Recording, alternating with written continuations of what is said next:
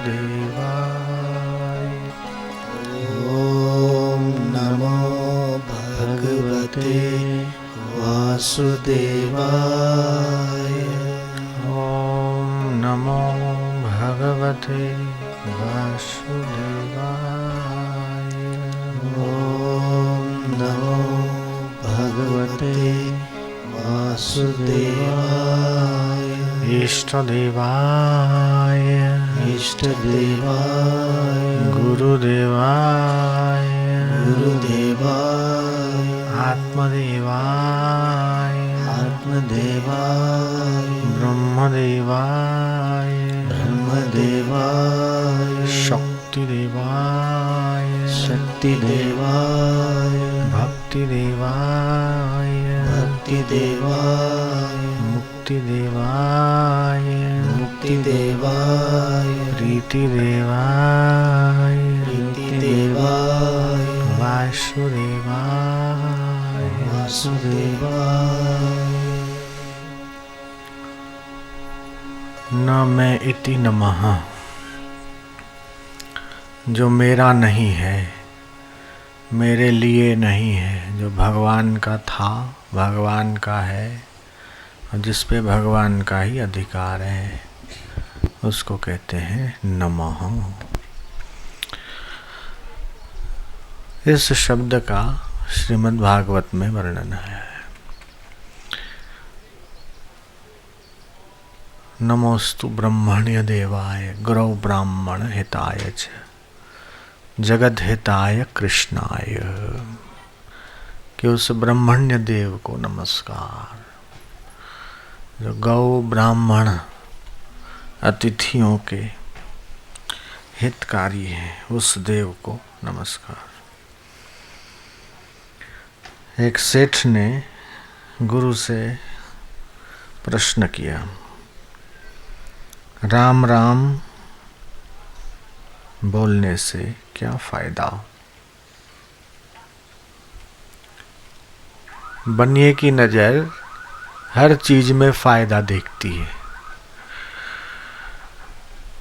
कि क्या फायदा, लेकिन दुनिया की हर चीज को फायदे की नजर से नहीं तोला जाता है। जयराम जी की अगर माँ ये सोचे कि बालक का पालन पोषण करने से क्या फायदा, अगर पिता ये सोचे कि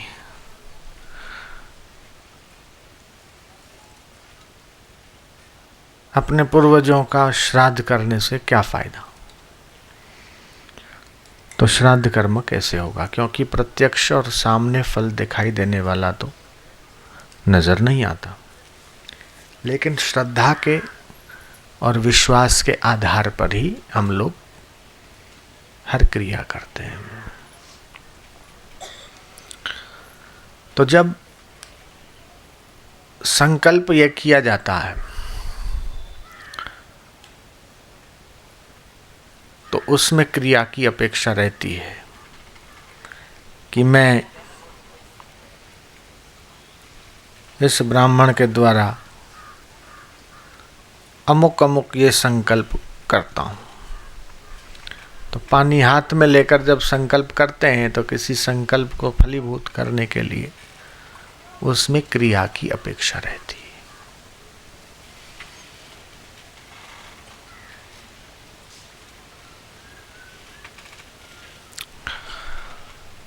सूर्य को अर्घ देते हैं, उसमें क्रिया साथ में लगी हुई है।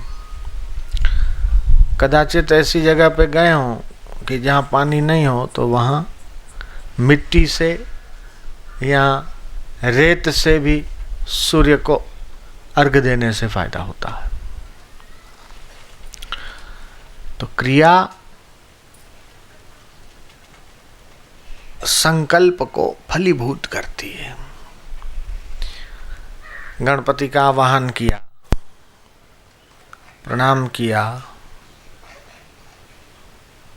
नैवेद्यम अर्पयामि, धूपम दर्शयामि, दीपम दर्शयामि, तो ये करने से हृदय का भाव बनता है। बोले हर रोज सूर्य को 1 लोटा पानी क्यों चढ़ाएं, हम तो 12 महीने होते हैं, 1 आध 2 टैंकर ही चढ़ा दे तो काम चल नहीं जाएगा क्या? उसमें भाव नहीं बनेगा। 6 चीजें ऐसी है कि जैसा भाव वैसा फल मिलता है। इसलिए कहा कि भावो ही विद्यते देवो न लोष्टे काष्टे पाषाणे च। कौन सी 6 चीजें? मंत्र, तीर्थ, देव, ब्राह्मण, औषध, गुरु। ये 6 चीज में जैसी जैसी भावना करो वैसा वैसा फल मिलता है। आपकी श्रद्धा, आपका भाव चमत्कार को घटित करता है। आपकी श्रद्धा कृपा का आकर्षण करती है। जहां हरियाली हो वहां बादल आकर्षित होते हैं और बरसते हैं। ठीक वैसे ही जहां श्रद्धा की, प्रेम की, भक्ति की हरियाली होती है, वहां कृपा, कार्यों की सफलता, आशीर्वाद, वरदान, मनोरथों की पूर्ति और असंभव को भी संभव बनाने की शक्ति, दैव कृपा वहां काम करती है।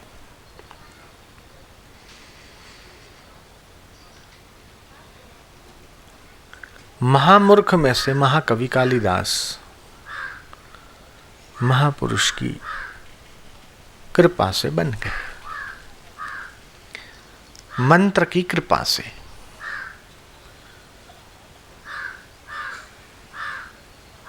जब महापुरुषों की दृष्टि और नजर पड़ी,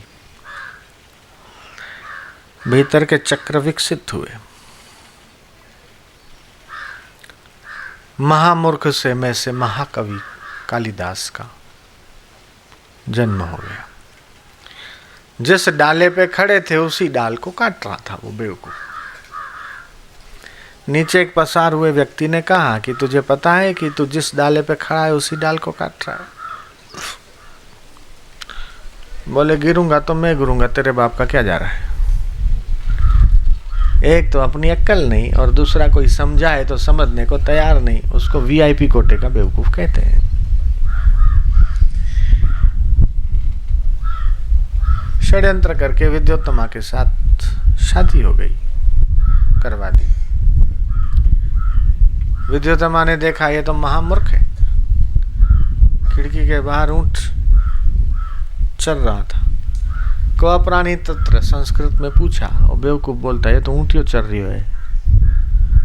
5-10 मिनट 15 मिनट चर्चा हुई, पता चल गया ये तो एकदम बेवकूफ है। शादी हो चुकी, अब इसी के साथ जिंदगी कैसे निभा सकते। नरक में रहना अच्छा है लेकिन मूर्ख के साथ रहना, कदम पे कांटे चुभते। बरु भलवास नरक करिताता, दुष्ट संग नहीं देहि विधाता। भगवान नरक में भेजे तो भले भेजे, लेकिन दुष्ट और बेवकूफ के साथ उसका संग कभी न दे। कथा कहती है कि जंगल में बोले जब तक तू विद्वान होके नहीं आएगा तब तक मुंह मत दिखाना। पत्नी की डांट पड़ गई, चोट लग गई, ध्यान समाधि कराने वाले कोई महापुरुष मिल गए, भीतर के चक्र खुल गए, महामूर्ख में से महाविद्वान हो गया। सकल पदार्थ इह जग माही कर्महीन नर पावत नहीं। इस जगत में सर्व पदार्थ हैं, लेकिन जिसके कर्म, जिसके संस्कार, जिसका भाग्य तेज होता है, जिसका पुरुषार्थ प्रबल होता है, असंभव कार्यों को भी वो संभव कर देता है। मेरे जीवन में भी ऐसी कई घटनाएं घटित हुई है। वो कार्य संभव हो गए हैं जो कार्य असंभव हो सकते हैं। प्रयास करने वाले बड़े बड़े दिग्गजों को जो सफलता नहीं मिली, वो सफलता मुझे मिली। मेरे अपने जीवन की बात बताता हूं। जहां पुलिस भी जाने से डरती है, ऐसे ऐसे आदिवासी क्षेत्रों में हमने काम किया है। रात को रोज बैठक को, और जिनका कुल्ला ही प्यालियों से शुरू होता हो, और जो बदमाश और गुंडों का सरदार हो, उसी के हाथों से मैंने संत कुटिया बनवाई, जिसके लिए क्या रात और क्या दिन। उस एरिया में जाने से भल भले लोग डरते। ऐसे झाबुआ क्षेत्र में 2-2 साल हमने काम किया। हर महीने महीने हम कार्यक्रम किए। मैंने ये देखा कि अपराधी से अपराधी व्यक्ति भी बदल सकता है, आध्यात्मिकता के बल पर। बंदूक की नोक पर शांति की स्थापना असंभव है, लेकिन आध्यात्मिकता के बल पर अपराध कम हो सकते हैं। यह हमने आजमाए हुए प्रयोग है।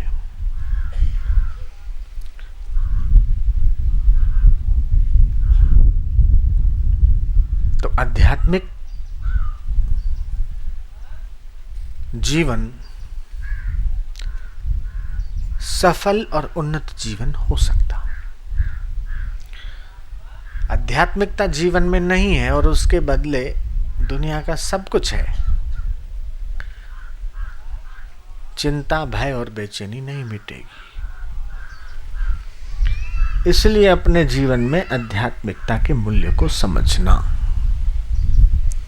प्रेम, शांति, करुणा, परहित की, लोक मंगल की भावना, प्राणी मात्र का हित, सबका मंगल, आत्मविश्रांति, आत्मसंतुष्टि, ये आध्यात्मिक वे सद्गुण हैं जो जीव को महान बना सकते हैं। सुख, शांति और आनंद के लिए पराश्रित नहीं, पराधीन नहीं, जब चाहो, जहां चाहो, जितना चाहो, आप अपने आप में मस्त रह सकते हैं। आपको किसी भौतिक साधनों की आवश्यकता नहीं पड़ेगी। ये अपने आप में बहुत बड़ी बात है। अतृप्त, अशांत और तृष्णावान व्यक्ति के लिए जितना दुनिया का मिल जाए वो कम ही रहेगा। लाख वाले को करोड़ की, करोड़ वाले को 10 करोड़ की, 10 करोड़ वाले को अरब की, अरब वाले को खरब की चाह रहेगी। ये तृष्णा कभी कम नहीं होती। शास्त्र तो ये कहते हैं कि एक व्यक्ति को पूरी दुनिया भर का राज्य मिल जाए, भूमि मिल जाए, जितना सोना है वो सारा एक व्यक्ति का हो जाए, जितने पशु हैं, गाय, भैंस आदि, वो भी उसके हो जाए, और पूरी दुनिया के राजा एक व्यक्ति के आगे शरणागत हो जाए तो उसको कहेंगे विश्व का सम्राट, पूरे जगत का शहंशाह। दुनिया भर के प्राइम मिनिस्टर, दुनिया भर के राष्ट्रपति एक व्यक्ति के आगे सरेंडर हो जाए। सोना जितना भी पृथ्वी पे सारा एक व्यक्ति की मलकियत हो जाए। उसके बाद भी उसके भीतर अगर आध्यात्मिक ज्ञान नहीं है, उसका दुख नहीं मिट सकता।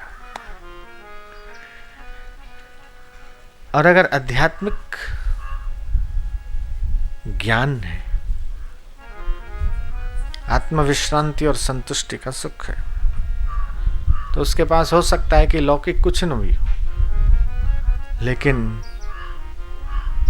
वो 33 करोड़ देवताओं के राजा इंद्र से भी ज्यादा संतुष्ट हो सकता है। और वो खजाना सिर्फ आत्मवेत्ताओं के चरणों में मिल सकता है, इसके अलावा कोई रास्ता नहीं। कभी न छूटे पिंड दुखों से जिससे ब्रह्म का ज्ञान नहीं। इस ब्रह्म ज्ञान को बड़े बड़े राजा महाराजा ऋषि मुनियों के कदमों में जाकर प्राप्त करते थे, लेकिन इसका महत्व आज के समाज में कम होता जा रहा है। इसकी महिमा, इसकी गरिमा, इसका लाभ, इसकी कीमत, महत्व, इसकी आवश्यकता जितनी जितनी समझ में आएगी उतनी उतनी हमारी तत्परता बढ़ेगी। अभी इसके लाभ के बारे में ही पता नहीं है, इसका क्या महत्व है, इसके बारे में जागरूकता नहीं।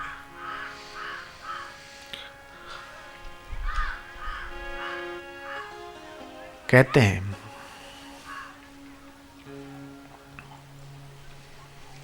रावण ने मौत को अपने पैर के नीचे दबा रखा था, लेकिन तपस्या के बल पर अर्जित की हुई विद्या, अर्जित की हुई शक्ति, वो भी सदा के लिए नहीं रहती।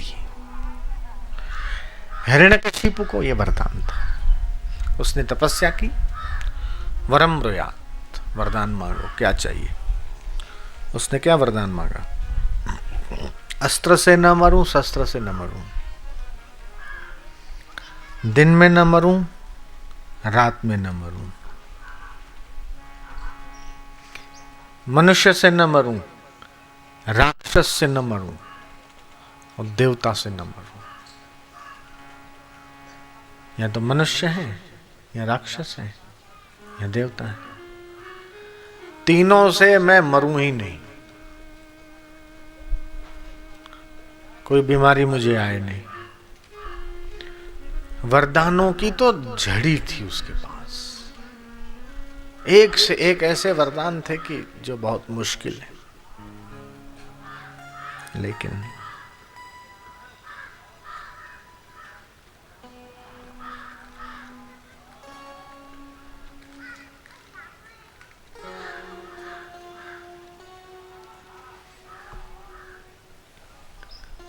नरसिंह भगवान ऐसे प्रकट हुए, सिर तो शेर का, सिंह का, बाकी का शरीर मनुष्य का। अस्त्र से न मरूं, शस्त्र से न मरूं, तो नाखूनों से फाड़ा गया।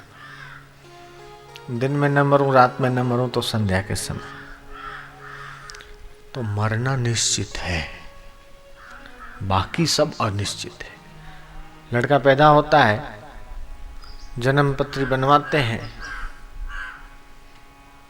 ठीक है, सब पूछते हैं, सेवा करेगा, नौकरी करेगा, धंधा करेगा,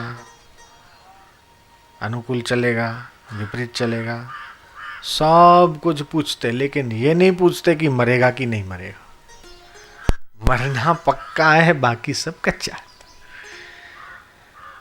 तो जो पक्का है,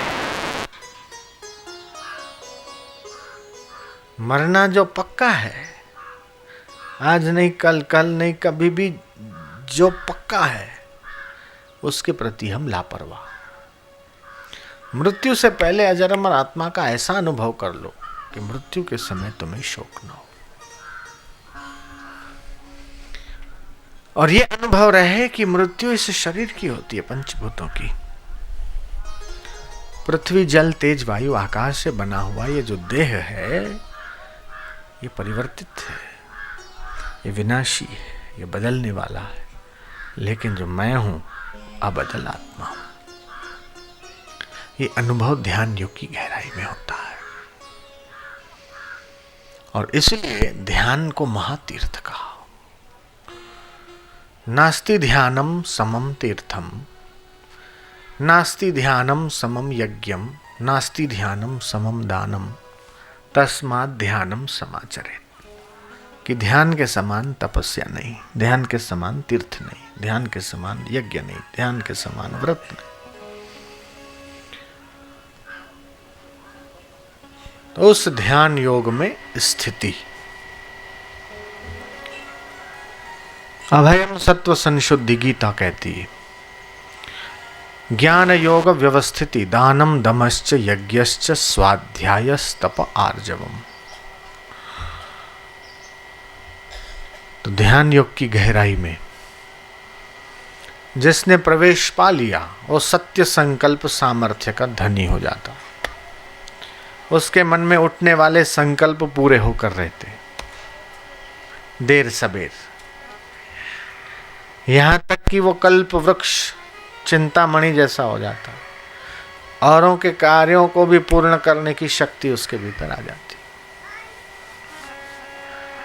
सबके रोग शोक मिट जाए, सबको निर्भय योग सिखाए, आत्मानुसंधान कराए, हजारों के रोग मिटाए और लाखों के शोक मिटाए। अमृत में प्रसाद जब देते भक्त का रोग शोक हर लेते। ये रोग शोक मिटाने की शक्ति आ जाती। यम यम चिंतयतेत कामम तम तम प्राप्नोति निश्चितम।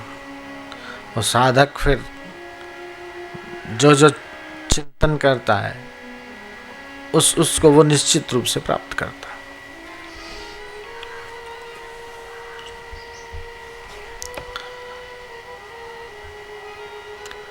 तो यहाँ के शांत आध्यात्मिक वातावरण में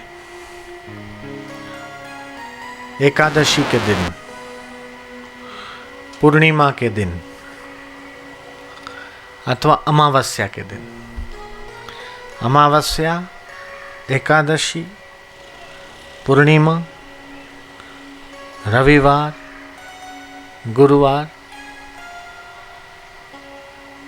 इस वट वृक्ष के नीचे बैठकर जप ध्यान करने से खूब लाभ हो। आध्यात्मिक परमाणुओं का, स्पंदनों का आप फायदा लें। जैसे मोबाइल